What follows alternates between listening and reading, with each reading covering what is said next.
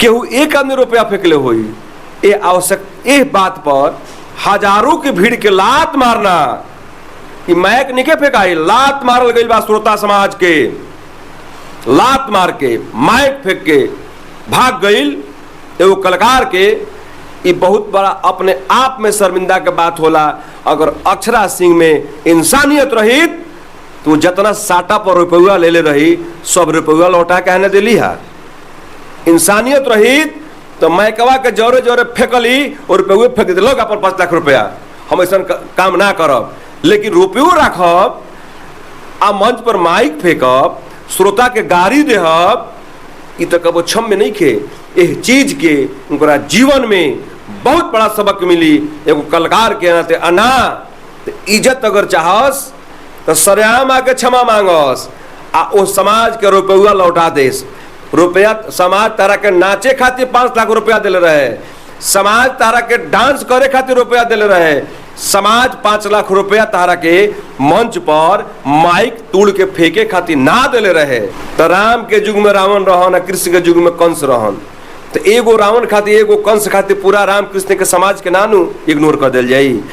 अभी हमारे साथ मौजूद हैं पवन सिंह के गीतकार कुमार अजय सिंह जी, जो कि पवन सिंह से बहुत पहले से गहरा संबंध रहा है। तो चलिए आज हम जानेंगे कि अक्षरा सिंह का जो मैटर है, जो कि स्टेज पे 5 लाख रुपया लेती हैं और माइक फेंक कर भाग जाती हैं, ये कहाँ तक सही है? क्योंकि एक माइक ही कलाकार का शान होता है। तो चलिए हमारे साथ मौजूद हैं पवन सिंह जी के गीतकार कुमार अजय सिंह। सबसे पहले हमारे चैनल पे आपका स्वागत है मिशन बिहार।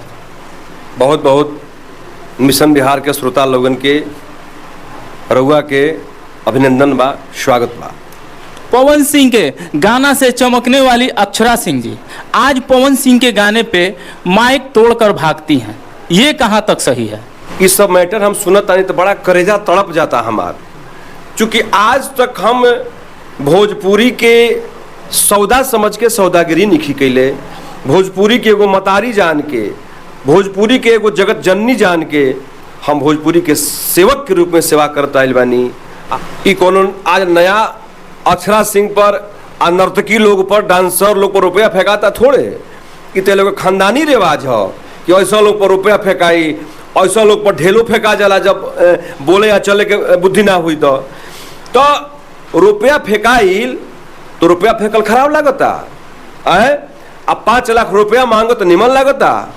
तो ये लोग रुपया खातिर कोनो कर्म कर दी और रुपया खातिर कोनो कर्म करता लोग। रुपये खातिर ये लोग वीडियो वायरल होता और रुपये खातिर मंच से लेके माइक तक के कर्म कुकर्म हो रहा बा।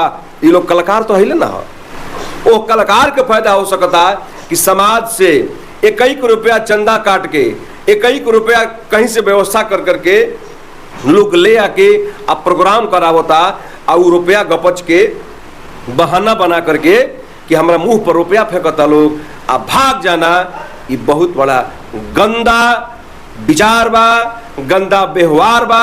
एगो कलाकार के ऐसा ना करे के चाहिए। एक हम घोर उपेक्षा करत बानी, घोर निंदा करत बानी। आखिर पवन सिंह से इतना दिन से उनका संबंध रहा है, कहने का मतलब है पवन सिंह उनके लिए एक मानिए तो गुरु भी हैं, एक भगवान भी है और एक रास्ता दिखाने वाले। और उन्हीं का कोई गाना आता है, जहां भी प्रोग्राम होता है तो ये अक्षरा सिंह गुस्से में लाल हो जाती हैं। क्या है भैया इनका राज, हम जानना चाहेंगे आपसे। मने वो दिन निमन लागत रहे जब पवन के जौरे वीडियो वायरल होते रहे, अब पवन के जौरे सब काम मंच पर होते रहे, अब पवन के जौरे रह के हवाई जहाज से लेके होटल तकले, घर तकले, द्वार तकले रह के फोटो खिंचवा के और वायरल होके में अच्छा लागत रहे। आज पवन के गानवा खराब लगता। तो आज पवन सिंह के नाम पे लोग ना विवाद में आई ते लोग के जानी के फिर बुता जाई लोग।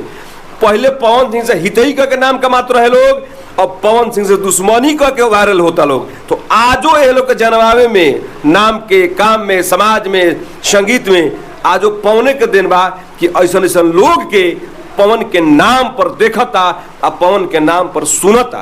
पवन के आवाज निमन लगता। अगर इनकरा में थोड़ा सा भी इंसानियत रही तो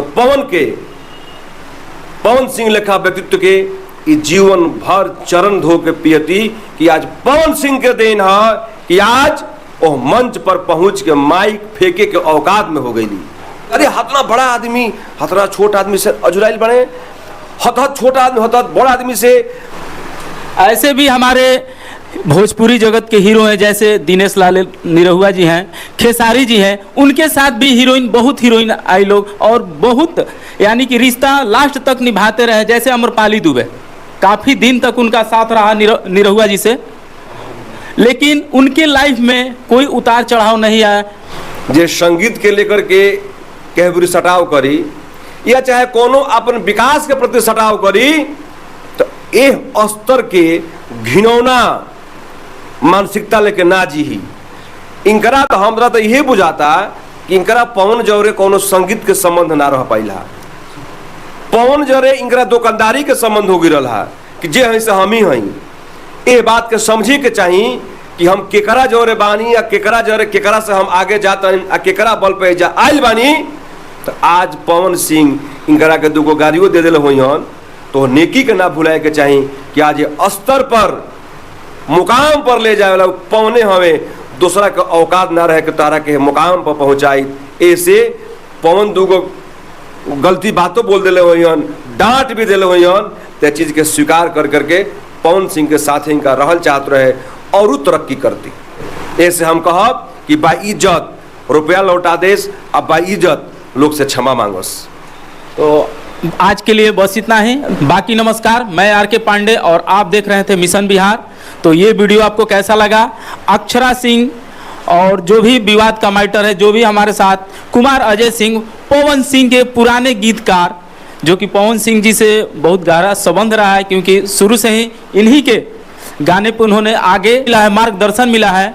तो वीडियो को ज़्यादा से ज़्यादा शेयर करें और ये वीडियो आपको कैसा लगा कमेंट में ज़रूर लिखें और मिलते हैं फिर किसी अगले वीडियो के साथ। तब तक के लिए धन्यवाद।